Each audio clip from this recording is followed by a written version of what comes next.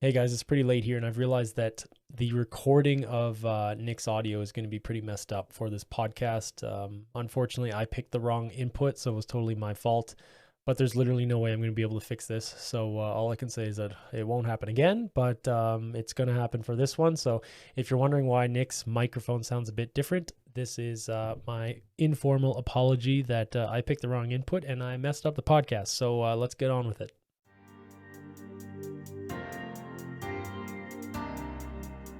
Yeah, I felt like decent today, but the problem is like feeling better than I should feel. Do you know what I mean? Yeah, and then I'm getting like, oh yeah, I'm good to ambitious. go. Yeah, let's Just not. let's fucking go live, buddy. Yeah, I know. I thought about it earlier and I get in this chair for like 10 minutes. I was like, nope. Yeah, just the angle and like Mm, even little things, I guess, like putting your feet on the ground and like keeping yeah, your and like body upright. you don't realize even just like reaching your hands out, like how much it Okay. uses your core just to have it out in front of you, like just to Yeah, stabilize yourself. keep you from hunching over. Damn. Yeah.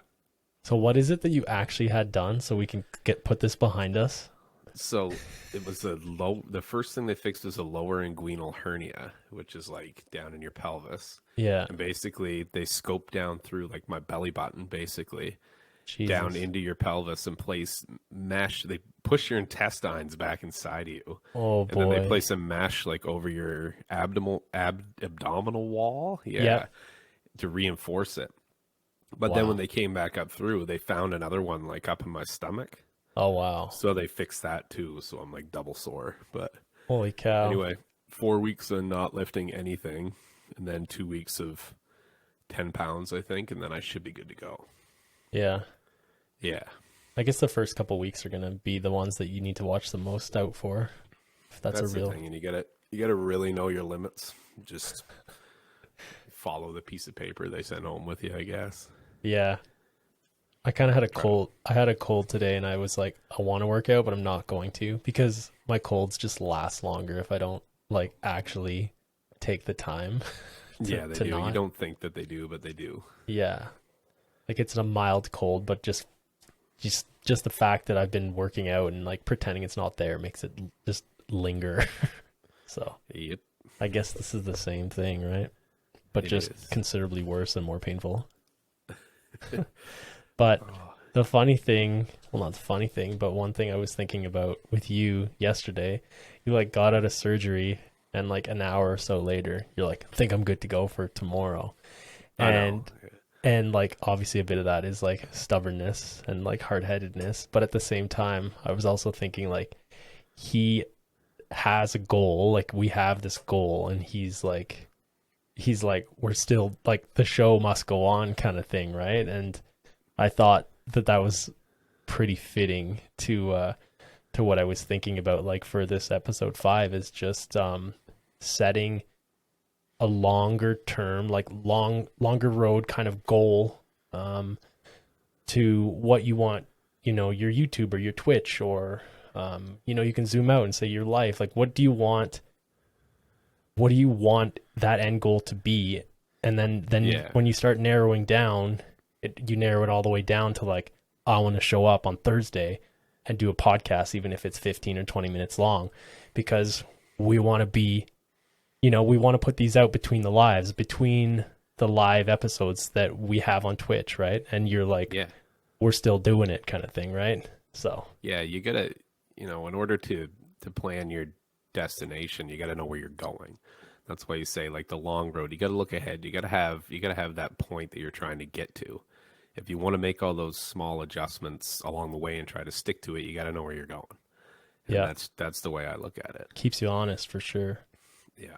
And the other point I was going to make is like people have different goals or different visions as to you know, what the ideal scenario might be, right? Whether it's like streaming a whole bunch and not having a job, or streaming enough and having a job that you can fit into the time slots where you're not streaming, or whatever, right? Like, or opening a business, or, like the big names, how they've opened up entire industries like 100 Thieves and stuff, where they're like, they have like creator camps and they just have like hundreds of people, like hundreds of staff, and like, it can be big or small, and it just depends on what your goal is, right? Because those little Yeah. pieces will come together, I think. Oh, absolutely. But you know, every one of those people had some sort of mission statement in their head or some vision of where you're going or what you're trying to do. And that's, you know, like I think we're still trying to sculpt that out a bit. Yeah. But for me, it's like I want to go somewhere. I want to do something. So I have this thing in my head, and I know you do too. And like I want to push ahead. Hmm. I want to get rolling down this road so I can figure out where I'm going, where so that I can hit that destination. Yeah. Yeah. It's definitely been an eye opener, for both of us to like actually have something, with this level of clarity where we know, um, at least to some extent what we want to do and what it'll look like, right? And like I've never had that. Like, people ask you at a job, like, where do you see yourself in 5 years, right? And they're looking for like, oh, I see myself in a management position. I know the job very well, and I'm training new people or whatever, right? Like they're looking for your goalposts, right? They're like, Right. what they're looking for the answer that is hopefully like, oh, I want to get better at my job. But like with streaming or YouTube or something like that, it's definitely different goalposts. But I think it's way more important than it would be with a job. But because this is way closer or much closer linked, I guess, to your real life, right? Like it's not Yeah. like Sure. you're going to work and using a wrench all day, right? Like you're existing, like you're live, like Yeah. you're actually on Yeah. the internet in some way. Yeah. You are the tool, both figuratively and Yeah. Yeah, I feel like a tool sometimes in real case. after that last sentence. I feel like a tool. I But was yeah. I was letting you work your way through it too. I was like, he's gonna get there. The gears are turning. I was like, are you Jesus. gonna interrupt and say something? Fuck it, he'll get there. Yeah. It's like that when you feel yourself like messing up a sentence and it gets worse and worse and worse. And like, it's like Yeah, yeah. you're like, Just okay, snowballs. can we start over? There's no way to recover, so you just keep going. Yeah. I was watching, I think I watched our episode 4, and I noticed something interesting. And that was that I'm not like, sometimes I have an idea in my head and it's like it makes perfect sense, but when I present it, it doesn't really make much sense. But then you Yeah. bounce it back, in a way that actually does make sense to the audience. I'm like, oh, thank God he said that, because if I listen to the words that are coming out of my mouth, they don't make sense. But then you kind of fill in those gaps for like this, this whole Between the Lives podcast. And I'm like, oh my God, thank God that he understood. Yeah, no, well, I think that's the benefit of having a relationship like this too, and just kind of knowing where you're going with each other. Like you said, if you can interpret what someone's saying, and maybe I don't even realize I do that, but maybe there's cues on things you say that I pick up on that I realize, right? I'm like, okay, Mhm. it's just funny. And I just think that just comes from the flow of 20 whatever years of Yeah. talking to each other every day. Just about, it's 20 or 21 or something like that. Yeah, something. But yeah, it's like, yeah, just the ability for you to fill in those gaps. I was like, oh, thank God, thank God, thank God, I because think they call it riffing, don't they? riffing, yeah, I definitely feel like there's gonna be some gaps today that you're gonna have to fill, but we'll see how it goes.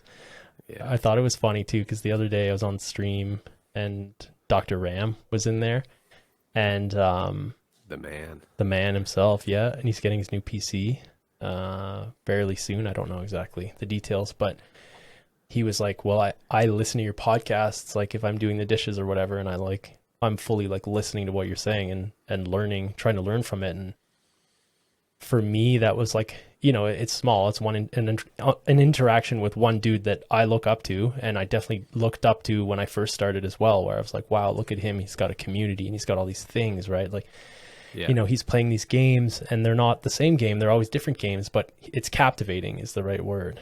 And I was like actually starting to realize like, man, maybe, some of the points that we are making must be resonating with people. And it kind of starts to become at least a touch of, reality. It's not. And that, Yeah. sorry, For sure. I don't know if you No. want to talk or if you were like resting because of your No, I'm kind of condition. doing a lot of nodding and like holding myself in here, but that's Yeah, all right. I quite get what literally, you're yeah. saying. Ram was one of the first people that I watched because it was so early that I really realized I was like, this dude's in it for the people that are watching him. Mm-hmm. And that was one of the coolest things about him. Mm-hmm. I was like, he knows everybody in his chat. He's asking every one of them personal questions. and he's playing games that allow him to get them involved too. Like I took a lot from that, and he's Hmm. just a genuine kind guy. But yeah, you talk about goals in the long road and stuff like that, and I think for him it's definitely community building and stuff like that, and having a strong community, a strong group of people that enjoy similar things. Hmm. But yeah, I think it's cool when you see people like that, like him and Avij and all these other people that take stuff from these conversations. And I think you can learn something from anybody. Yeah. It doesn't matter at what point that person's life is. You could find a random person downtown and learn something from them. I've said that in these before. You could watch a stream with one viewer or 70,000 viewers, Yeah. learn something from that streamer, but that's just part of life too. Hmm. I think so. I do see these going through, and I'm like, yeah, maybe we do have something to offer people, and maybe we don't seem like we're making sense or like what we're saying matters or anything like that. But Hmm. somebody's getting something from it, Yeah. or we wouldn't necessarily be doing it. And I know I'm getting something from it, Yeah. just sitting having these chats, and that's enough for me. Do you know what I Hmm. mean? Like when I want to say that I feel accomplished, it's that I feel like I've got something out Yeah. of these as well. And I think that you have to have that aspect in order for people to enjoy it too. Hmm. Yeah. It almost happens by accident in a way, Yeah, absolutely. because like you and I, we want to do this because I think we hash out and we boil out a lot of things during the week, and these are kind of good ways to meet up because we're only basically just texting back and forth, right? And this is Yeah, kind of like yeah, this is our debrief in a way, of our week, even though this one obviously with you being operated on is a bit of a yeah, quirky week. But I've seen like this week, like you and I saw Flotsam get his partner badge, right? yeah. And like, fully deserving of that, like a crazy good streamer. Obviously we're gonna link him down in the comments again, For sure. Yeah, and tag him on Twitter. Hopefully he'll watch it. But yeah, but the just even him on Twitter, he was like, I can't believe this is real. And he's like, oh, I'm still trying to, I'm pinching myself kind of thing is what he was saying. And even with those larger streamers, it's still difficult to take in that you're actually having an impact. So I think it's pretty natural to like, feel like a fake for a while. You know what I mean? Like yeah, you talk about imposter syndrome, right? for sure. And I think it's funny because like people like Flotsam, and he's like, oh, I don't believe it. Is this real? But everybody, like all of us that are watching him, we're like, man, Hmm. of course it's real. This is you. This is what you present. Nobody's surprised except him. You know what I Exactly. mean? And that's just kind of that snapshot of even I think no matter how big you are, it's still a surprise to see that what you're doing is working. Yeah. And I think there's gratification at any level in the game. Hmm. And I'm happy for him to see that he got it. And he's another extremely modest dude that cares about his viewers. Yeah. And I think that he presents a better product than he thinks he does. You know what I Yeah. mean? And I think sometimes that's a good thing Yeah. to feel, because you can tell he wants to be better. He always wants to be better, even though he's already smashing it out of the park. Yeah. Which comes straight full circle back to like Yeah. undervalue versus overvalue and setting goals, right? Yeah. Like you always want to be adding these little things to whatever platform it may be, if it's Twitch or YouTube or whatever, even TikTok. Like you always want to be slightly better than the last time you clicked record effectively. Right. And Yeah. these people are doing that whether they notice it or not. They are able to compile all of the best things from either even just from their streams and the experiences they've had. They're able to find what worked, what didn't work, and slowly get better. Like you're getting better, and you're doing it mostly for yourself if you're a content creator of any sort. Right. So For sure.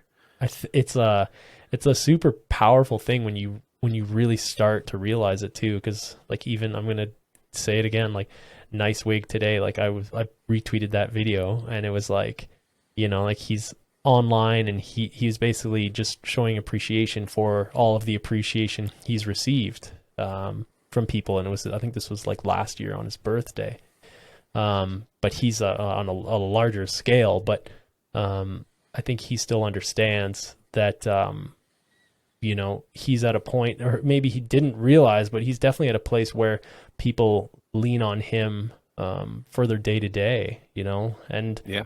streamers like Ram or people that, you know, with yourself, you have a lot of viewers that come in and lean on you, whether you realize it or not, you know, Yeah. for those 3 days a week, they come in and like I said to you earlier today, they get that 1% that, you've forgotten about because you're the streamer.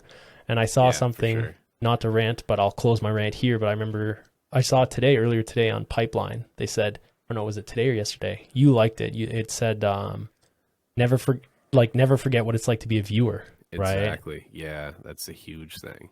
So And that's you talk about these people and you get those little snippets. Like I just a guy that popped in my head that I think's worth a shout out for when you talk about this is Tune, like Tuniversal. I need like when I'm at work, usually when Tune gets started, I'm just getting back to my desk. I'm usually in kind of a sour mood because it's just the morning and I need to hop in that chat because I need that Tune hype. You know what I mean? Like he gets going, he gets fired up and he's like, you know, yeah, he's that guy. And I never have that long to watch because it's usually 15 minutes while I'm drinking coffee and then I pop in through the morning, right? But just that little bit of a boost that he gives me Monday to Friday, I'm like, I just reset and I can go kind of thing, you know? So I definitely understand what you're getting with all that. And that's why, you know, the viewer is very important, but you also have to see that the streamer, like what they bring to the table really helps people. And I think that once you start to realize you're doing that, you know, it gets thumping in here a little bit because you know, like when you go live, that's when you want to acknowledge people and you want to help them and you realize maybe you are doing something. yeah. They're doing something for you, but you're also definitely doing something for them. hmm I had that eye opener like a month or two ago, where I realized that this was kind of one of the Grinch layers peeling off, so to speak. You know, I Yeah. realized that you know, you can, even if you only have 5 people in there, there's still a couple real people that you can still affect. Like you can still affect 3 people, right? Yeah. Like when your streams are in the 30s, right? Like you've got a full classroom of people there, right? Yeah, for Like, sure. Yeah. and a lot of those people are there on their own. Like no one's holding a gun to their head. They're sitting there listening to you because they want to, right? And that's a powerful thing that I think people start to realize. Like I remember when I first started with Twitch, when you and I first started, I was thinking, oh man, like, you know, like eventually we'll make enough money that we can just play games and stream. Yeah. And then I was thinking, like even just lately, I'm like, no, it's a different thing than that. It's not centered around that. It's more like you can actually build a little community, however small or however big, and actually do something positive, like do Exactly. something good for The them. game's just the medium. Yeah. At the end of the day, it's a common thing that bring people together, but it's what you do with that once you have it. And that's the way I look at it. Like I play games off stream on my own, and that's when I'm sitting gaming, you know what I mean? I'm having fun gaming when I'm on stream, but I'm doing it for the people, you know, like because I feel like I can, like you said, maybe you can help a person, or maybe you can make someone's day, or maybe, you know, for me, like making people laugh. Like that's the Yeah. people need to come home if they want to watch someone goof around and do stuff a little different, have a laugh, you know, just that little bit of a breath of fresh air for someone, even if they stop in for 20 minutes. You know, I feel like I'm giving people like myself just a place to let go for a few minutes. Like You a know what I landing mean? pad. Yeah. Yeah, exactly. Yeah. And even Yeah, you said weeks and weeks and weeks ago, you're like, I'm happy being the Fallout 76 Jester. You know what I sure. mean? Yeah, Like, and yeah, the funny thing about Jesters is they used to be some of the only people that would actually consult the king on like a lot of yeah. shit. So they were like jokers, but on the flip side, if like say the king's daughter died, it would be the jester giving the news to the king that this had happened. So it's like it's two-sided, right? Like you're a funny guy, like oh I'm a fucking idiot, you know what I mean? Yeah.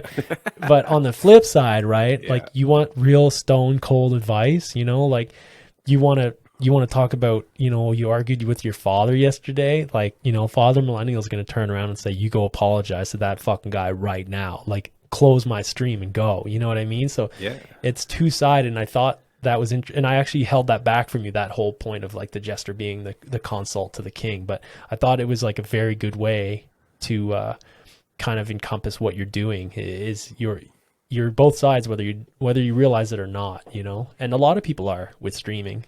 Sure. Yeah. No, I appreciate that. And I think that I think there's a lot of stuff, like you just said, subliminally. That's a hard one that you Sublime. do on stream that you don't realize you're doing. And that's kind of one of them, like you said right there. There's things like when I see comments on this podcast, or when I see comments on this or that, or in Discords, and I'm like, man, I didn't even realize I was doing that. Or Julian might not even realize he's doing that for this type of person. Yeah. It's just funny how it works. It's a broken record again, but it's so much more than just sitting playing a video game on a camera or not. You don't need, there's lots of people that do it without a camera. Yeah. So it's not just, it's so much more than that. Yeah, it's like group therapy. Yeah, it is, honestly. It is. It honestly is. But and especially whatever, for whatever works for you. Yeah.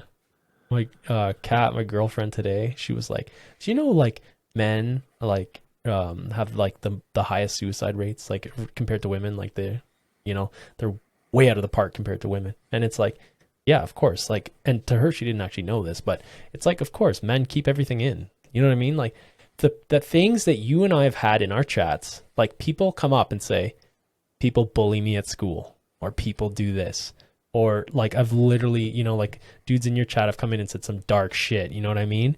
And like how I always think like, how many other people even know this? You know what I mean? Like there's a chance with us or with whoever's streaming, that we might be some of the only people that they've consulted about these things.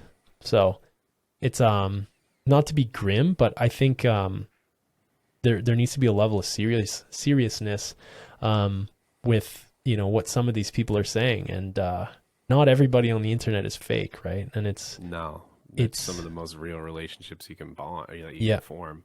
Yeah, and a lot of people don't realize that, and they think it's fake. But some people that are less socially comfortable, might find it easier to type something instead of talk to somebody. They don't have that actual, the anxiety that comes along with eye contact or body language or any of that sort of thing. So and I resonate with that a lot, because a lot of the stuff that I do on here, I'm the quiet guy at the end of the rink out of here. Do you know what I mean? Like I don't talk to that many people, and I don't do that stuff because I'm not comfortable. Down here, sure. Yeah, like even this is like big for both of us. Like to be honest. Yeah, it is, and that's the whole different strokes thing. I fully understand why people are more comfortable talking to a group of strangers. That within a couple weeks can actually be closer to you than people that you actually know. It's an interesting atmosphere, and a lot of people don't understand it, but that's their problem. Yeah, and it's like it comes back to like never forget that you were, or like never forget what it was like to be a viewer, but also like you learn what it's like to be a streamer, and then you're like, oh shit, on the other side, people are starting to come here and land here, and you need to be cognizant of that for sure, and then maintain that positivity, or maintain whatever mood that brought them in the first place. If it's just highly aggressive Modern Warfare gameplay, then awesome. You know what I mean? Because for that person that might be having issues, or might be having anxiety or depression or whatever it might be, they go there and that's their landing page. Their landing pad is your stream. So people, like the people that are starting to get this, need to realize that and hone in on it, because it's more powerful than you might think. Like way more powerful, I think, for these people. Way more. Like the amount of people I see in Nice Wake's chat, like, dude, you're like the only light in my day. Like, or dude, I was depressed. Dude, I have anxiety. Dude, I have ADHD. Like, they're saying, I know what you're going through, as if like they're talking to him because he has it. And they're basically bouncing back and forth. And it's a full on group therapy session, man. And like, people like him are getting it, and they understand that they're kind of a pillar in a lot of these people's lives, where they can go there and lean, man. Like just lean. You know what I mean? That's all it is. You're not required to go in there and give them a whole therapy session, but the fact that and funny I say this when you're not going live tonight, but the fact that you're live for these people, for your viewers, for these people that rely on your schedule, right? They rely on you being on time, and they rely on you being in a certain mood, which obviously you're not today because you're busted up, right? Like you wouldn't be able to go into that certified banger mentality and lean back and turn your light to the rainbow effect. You know what I mean? Yeah. But that's why I think that consistency, that schedule, everything that we've talked about before is just so key to you're creating an atmosphere and an environment for these people to come in and to stay a while, and that is so difficult to do, and I am still learning. So for sure, if Father Millennial could let me know how to get over 30 consistently, then I'm all ears, baby. I have no idea, and that's, I think, one of the powers of it, honestly. I don't know. I don't know how it works out. For me, my biggest thing is always just to try to be as real as possible. Like, I know you got lots of different versions of yourself and stuff like that, and people say, "Oh, you're a lot different when you play Call of Duty than when you play Fallout." Of course. Like, well, naturally, it's a completely different. That's an aspect of my life that I act that way. That's an outlet. Like hockey, the same thing. It's an outlet. And Yeah. when I'm here doing this sort of thing, I just want to, like I said, like you call it like a landing pad kind of thing, and that's just me. I want a place where people can come and just feel no pressure, just easy going. We're just listening to music, playing some games, doing some shit, and that's all I really wanted to do. And, everybody has to have a place like that too, because, I'm becoming a bit of a place for that for people. But for me, I've got streams I go to all day. And then, one of my main guys for if I'm down and out and I'm having a bad time is Schmeggy, right? Like Schmegtastic. Like that's my dude that I go to talk to when I'm not feeling myself. And that's just, you vibe with people, right? Mm-hmm. I spend half an hour with him and his peeps and I'm like, yeah, I'm doing all right. You know what I mean? And I think he's really good at providing a completely like no barriers area for people with any sort of problem in any facet of life to come talk. So yeah, that's when I was thinking of people, I was like, man, I wonder how I get like Schmeggy.